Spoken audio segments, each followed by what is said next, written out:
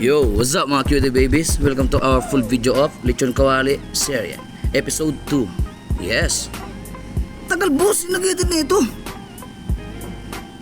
Tagal talaga.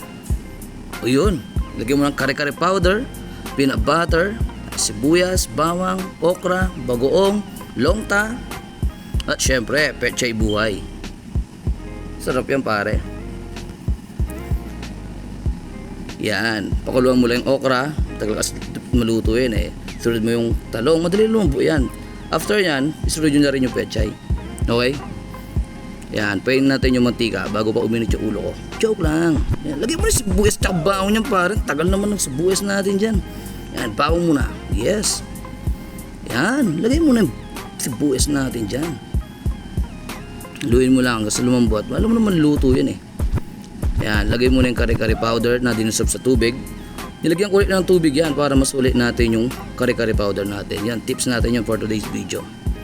Yes, mekos-mekos mo. Yan, lagyan mo ng peanut butter. Depende sa panlasa nyo kung ilang tablespoon yung gusto nyo gamitin.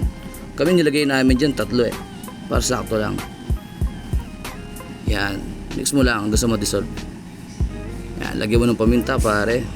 Gaya ng kaibigan mong paminta. Yan, mekos baby. Sarap niyan kaibigan. Yan, asin. Depende pa sa panlasa nyo yan. Yan. Beef cube.